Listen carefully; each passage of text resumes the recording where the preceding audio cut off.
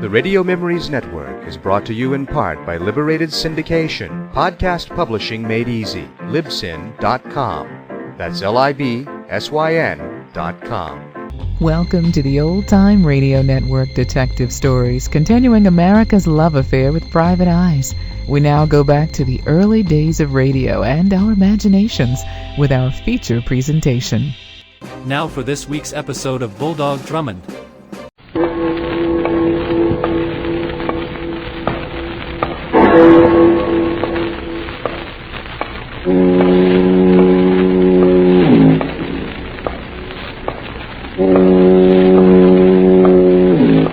Out of the fog, out of the night, and into his American adventures comes Bulldog Drummond.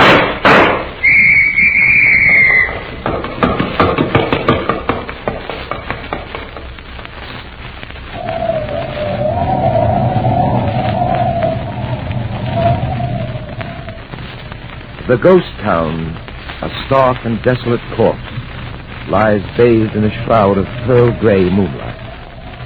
This is a place dead and forgotten. But some say it is not altogether forgotten. Some say that on moonlit nights when the wind blows in from the desert, a solitary figure in black vengefully prowls the sand-swept streets.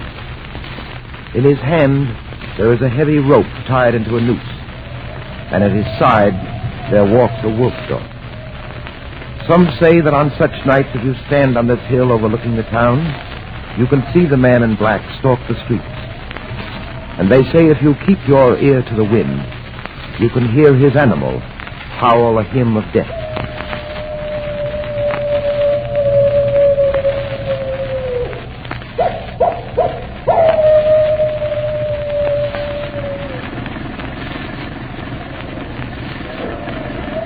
Young feller, as soon as we get over this here ridge, you'll get your look-see at Devil Flats. Well, they told me back in Purple Creek you know quite a bit about that ghost town, Zach. No, plenty. More than any critter in these parts. By the way, young feller, what you say your name was? Evans. Carl Evans. Evans, that's right. You're that reporter feller from the east, eh? Feature writer for the Herald Sunday Supplement. Funny. I thought you said you was one of them reporter fellers. Never mind. It amounts to the same thing. Now, we were talking about Devil Flats. Just what do you know about this ghost town? What do I know about it? You joking, young feller? I know just about every darn tootin' thing to do. Yes, sir. Lived there myself back in the old prospecting days. Well, as I explained to you, I'm out here to do an article about the legend. Legend? I don't get you. Well, that fairy tale about the ghost of Devil Flats. What you say your name was, young feller? Evans. Carl Evans. Now, you looky here, Mr. Evans. That ain't no fairy tale, no siree. Oh, you believe it too, huh? Seeing's believing, ain't it, young feller? You gonna tell me you saw the black ghost walking the deserted streets in the moonlight? Yep, I sure did, with my own two eyes. It was Red Moran, just like I told them other reporter fellers that come along this way. Don't forget that day back in '83 when they strung Red up in front of the old Nugget Saloon. Red stands right up there with that noose around his leathery neck, and he yells, "I'll get you! I'll come back, so help me! I'll come back and string you all up!" So, Red Moran has come back from the dead. Just like he said he would. And that crazy half-wolf dog of his comes back with him. Oh, there she is, young feller. There's Devil Flats just ahead yonder. So that's where Red Moran's ghost and the wolf dog was. Hey, maybe you wouldn't be so gosh darn cute about it, young feller, if you come as close to Red's noose as I did.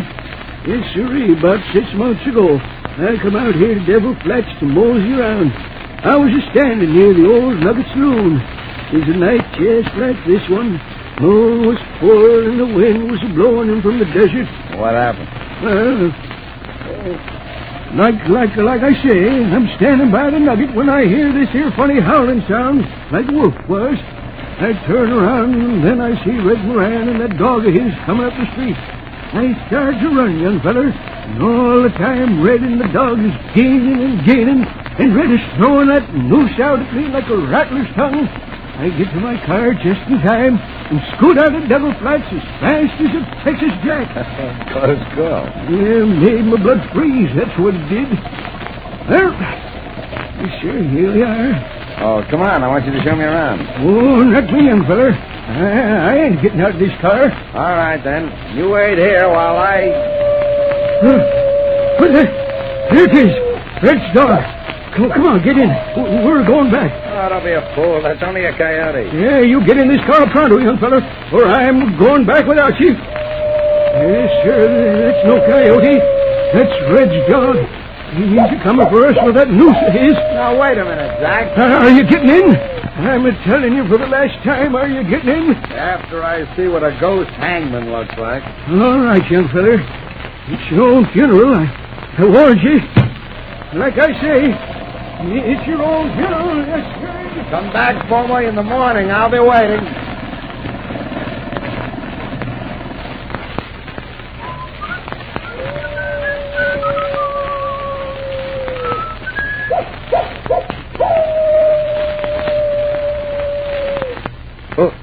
Who's there? Who is that there? Who are you?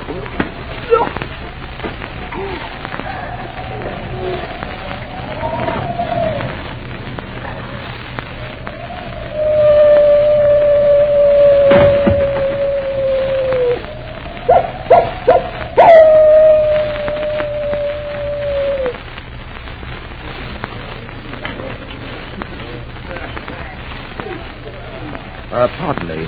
What'll it be, mister? Oh, nothing right now, thank you. I'm looking for someone. They told me I'd find him here at the Silver Grill. You'll find the whole town of Purple Creek here in the grill on Saturday night. Who are you looking for, mister? A man named Zachary Grimes. Zach? Yeah, he's here every night. Say, aren't you the stranger rolled in this afternoon? Well, I suppose I am.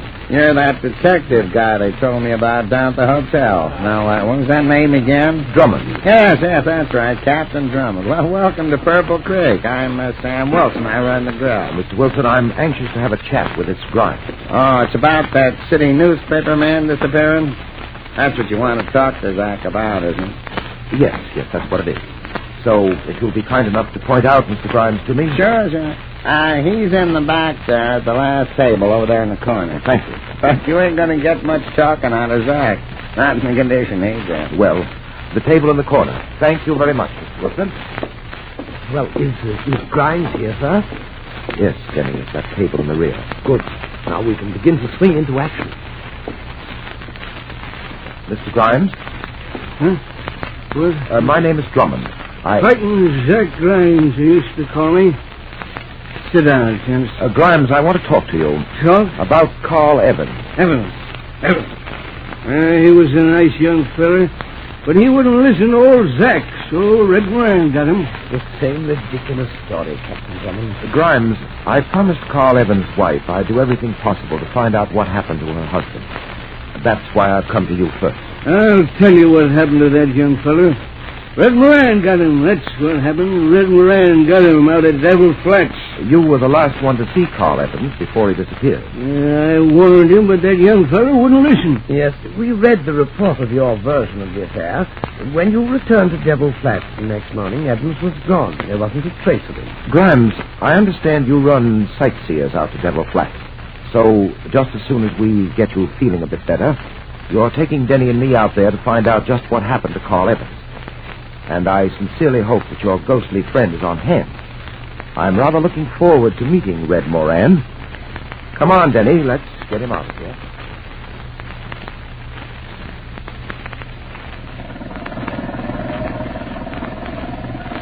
Oh, that must be it, just ahead, sir. Yep, that's Devil Flats. You say, Zach, that it was just such a night as this when you took Carl Evans out there. The moon was riding right where it is, and the wind was blowing in from the desert just like this. Well, then, Denny, I judge, according to Zach, that conditions are just about perfect for Moran and his dog to make their ectoplasmic appearance. Yeah, that ghost and his wolf dog. Really, sir, what nonsense. You gents will eat them words, I'm warning you. Red Moran is there and Devil Flats are waiting. He's waiting there to use that noose again. My neck feels rather secure. You wait and see. You wait and see if Zach Grimes ain't a telling the gospel truth. why are we stopping here? Well, this is where that young fellow Evans got out. Oh. As I drove off, I saw him head down that way to the Nugget Saloon. Well, we'll take the same course. Come on, Denny. Yes, sir. Well, Zach? Oh, I'm not going in there. You gents won't let well enough alone, but I'm a-telling you... Yes, we know. But I'm sure 3 of us are quite capable of coping with a ghost. Come on, Zach, come on. But Captain Drummond is quite insistent in matters of this sort. I advise you to come along as he requests. That's more like it. Now let's get started.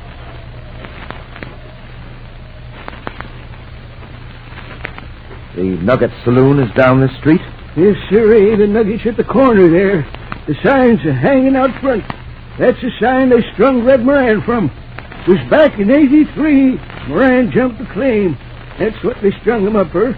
Now he's come back just like he said he would. You know, Captain Drummond, there's something quite eerie about this place. Now, don't tell me, Denny, that ghost story is getting you. Well, no, sir, not exactly, but just look at this town. It's like a graveyard. You must admit, sir, if there were such things as ghosts, this would be an appropriate habitat for them. Denny, I really think you're starting to eat the words you spoke a while back in the car. I warned you. Well, to be frank, sir, I do feel a bit choked up. I'll be glad when we start back for Purple Creek. Here's the Nugget Saloon. What do we do now, sir? Have a look inside. For what? Well, according to popular legends, ghosts usually loiter around the scene of the hanging. Come on.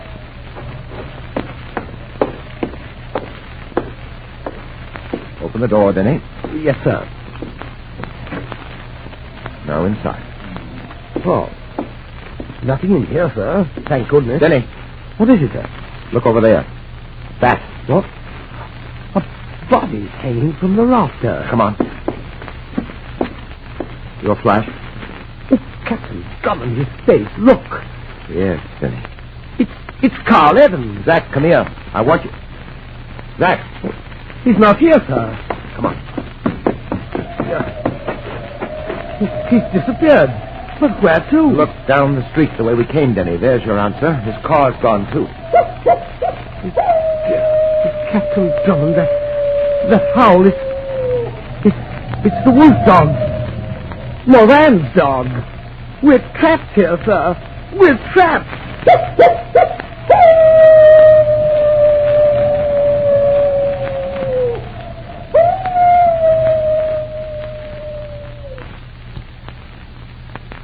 I'll return in a moment to continue our story. Captain Drummond, that howl, it's Moran's dog. We're trapped here, sir. We're trapped. Now, take it easy, Denny. But he's coming to get us just as Zach said he would. We won't get out of here alive. Denny. He'll hang us just as he did Carl Evans. Stop it. But we haven't a chance. We haven't a... Denny, for heaven's sakes, get hold of yourself. That's just a coyote, that's all. Nothing's going to happen to us. I have the automatic ready. Oh, you can't fight ghosts with that, sir. Try to understand, Denny. Evans in there. That wasn't the work of any ghost, believe me. We're perfectly safe, I assure... Look, sir. Denny, will you please... Look, there in the moonlight coming toward us. Look. What? It's true. He has come back from the dead. But it's not possible. I just can't... Moran and his dog, they're coming for us. They're coming for us. Very well, let them come, Denny. What are we going to do? We'll just have to take our chances. We'll see what effect steel bullets have on ghosts.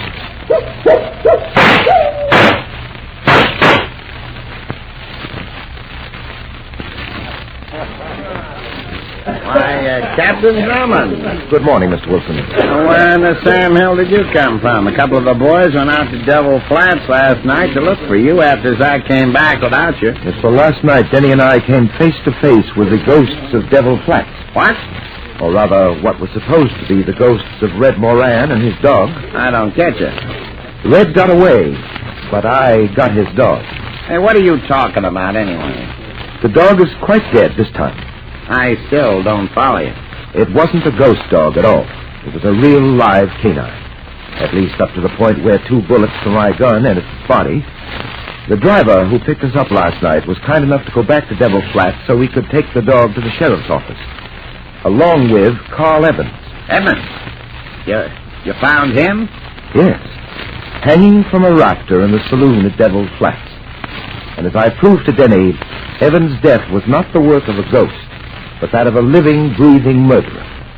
I imagine his body was hanged there to add vivid proof to the spirit legend. Well, what do you figure could be the reason for that? That's why I came here to see you, Mr. Wilson. I thought perhaps you could give me the reason. Me? Well, why? What would I know? It's about the dog. What about it? I inquired about town this morning when I returned from Carter City. The dog was a large hound, quite a bit of wolf bred into it. It was brown with white markings on the chest and ears. Mike. That's right, Mr. Wilson. Your dog, Mike. So that's what happened to Mike. That explains it. Explains what? Well, Mike disappeared about 7 months ago. He said Mike ran away. But somehow I knew he was lying. Mike wouldn't run away, not that dog. He took care of the dog for me. Yeah. So that's how he took care of him. Who are you talking about, Wilson? Zach Grimes. That's who I'm talking about, Captain Drummond. I paid that tricky old liar to watch after him for me. I see. Well, thanks, Wilson. I'll be getting along. I have to see a man about a dog.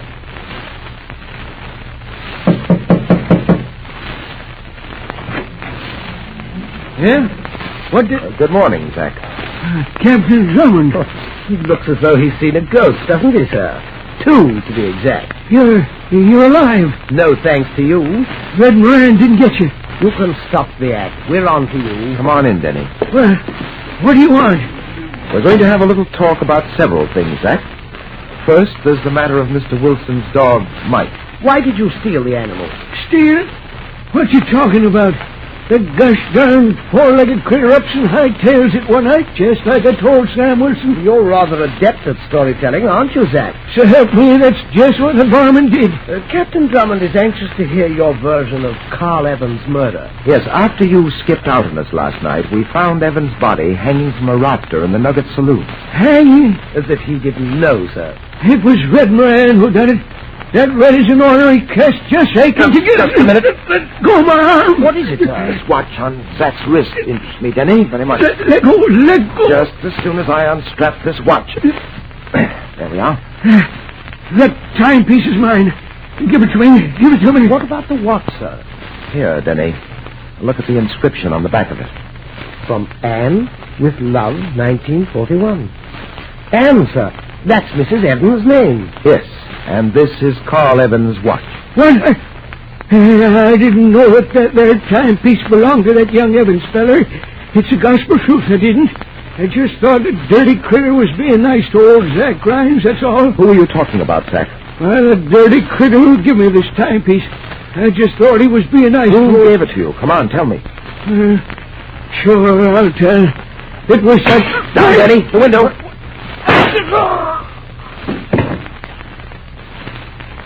He's gone, Denny. Did you get a look at him, sir? No. Zach? Zach? I'd better get a doctor, sir. No. It's no use, Denny. He's dead.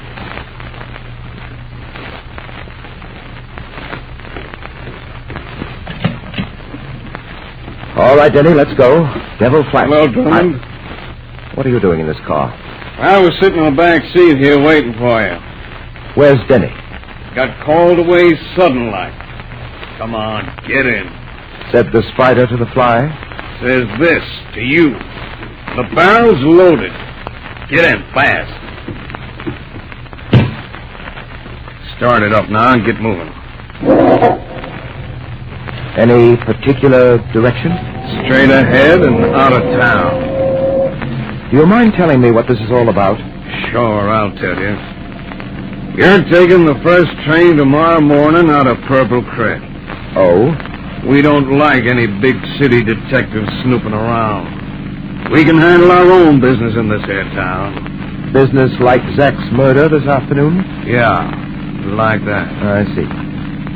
Tell me, what happens if I don't take your advice about leaving on the train tomorrow morning? Well, that's why we're going for this ride. There's a friend of mine waiting to talk to you. Only he don't talk with his mouth so much. This here friend of mine, he's going to convince you that it ain't so good for your health to hang around Purple Creek.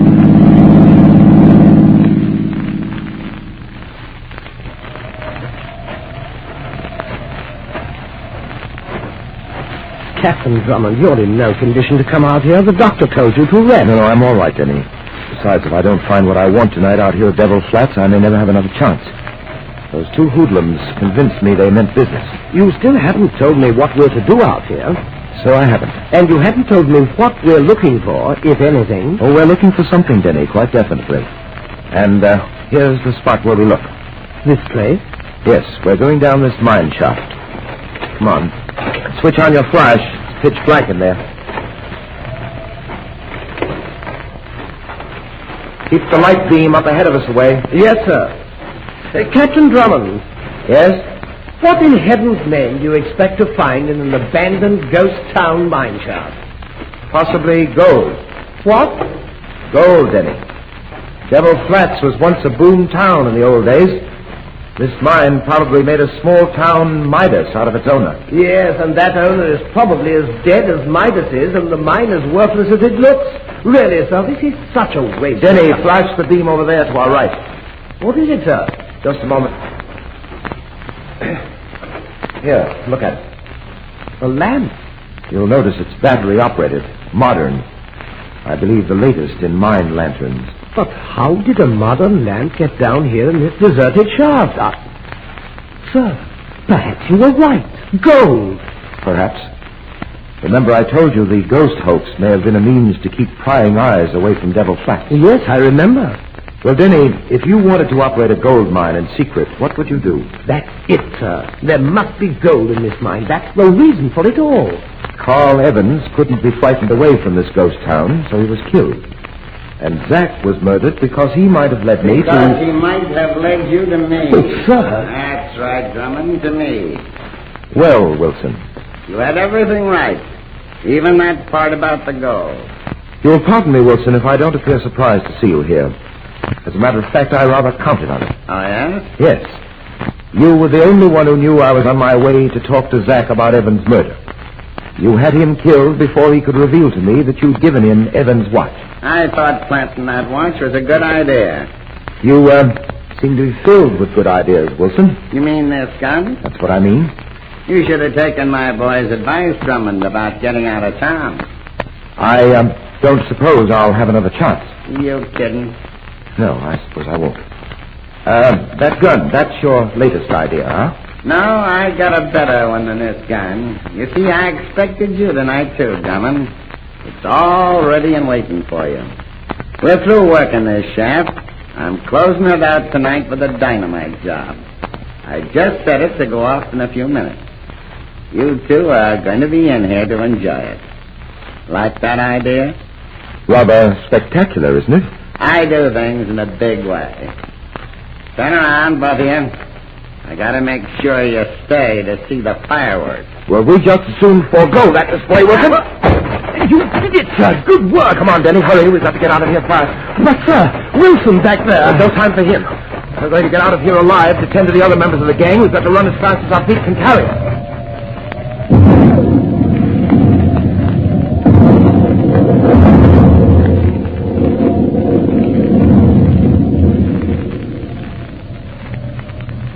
Well, Denny, we made it. There's not a second to spare. You know, sir. Denny. What? Get behind these rocks. Heavens, what now? Stay low. What's wrong, sir? Those men coming up the hill, see them? Yes, sir. Wait, they must be Wilson's men. Right. Get your revolver ready. We're going to be a reception committee of 2.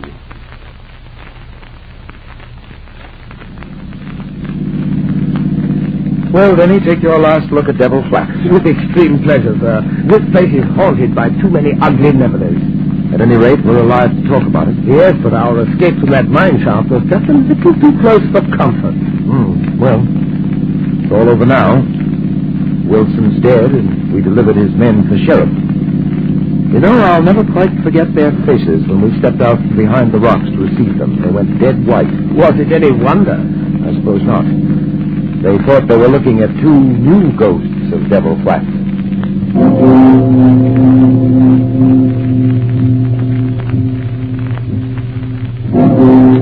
I'll be back in a moment to tell you about next week's story.